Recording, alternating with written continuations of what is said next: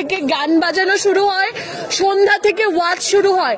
আমি ওয়াজ মাহফিলের বিরুদ্ধে না, আমি ইসলাম প্রচারের বিরুদ্ধে না, আমি কোনো কিছুর বিরুদ্ধে না। রাতের 3টা পর্যন্ত ওয়াজ বাজানো কোথাও জায়েজ নাই। নাম্বার 2 নাম্বার কথা, আপনারা এখানে ওয়াজ করছেন, এখানে যতটুকু কথা, আমি একটা মেয়ে হয়ে যদি আমার কথা এখানকার সবাই শুনতে পারে, কেন আপনি ওখান থেকে কথা বললে এখানকার মানুষ শুনবে না? এই মানুষগুলো আপনার দাওয়াত শোনার জন্য আসছে, ঠিক না? কিন্তু এই যে মানুষগুলো, এখানকার শিক্ষার্থীরা, এই যে মাইক বাজানো হচ্ছে, এখানে একটা মাইক দেয়া, কিন্তু আমার বাসার সামনে আরো একটা মাইক দেয়া, যেটার কিন্তু কোনো প্রয়োজন নাই।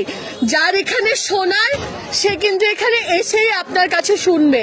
আমার এটা নিয়ে কোনো সমস্যা নাই, কিন্তু আমি আমার সমস্যার কথা 999 জানাইছি, আমি আমার প্রক্টোরিয়াল বডিতে জানাইছি, আমি পোস্ট করছি। কোথাও না হয়ে আমি একা একটা মেয়ে আজকে এখানে এসে দাঁড়াইছি। আপনার কাছে ঠিক ভুলের বিচার আমি আজকে আপনার কাছে দিয়ে গেলাম। আপনার যদি মনে হয় যে স্টুডেন্টদের প্রতি আপনি দয়া করবেন, এই মানুষগুলাকে নিয়ে আপনি দাওয়াত করেন, কোনো সমস্যা নাই।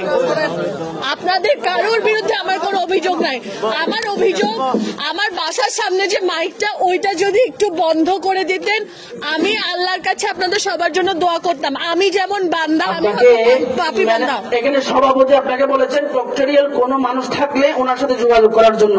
এই বিষয়ে আপনি আর কথা না বললে আমরা আপনার কাছে কৃতজ্ঞ থাকবো।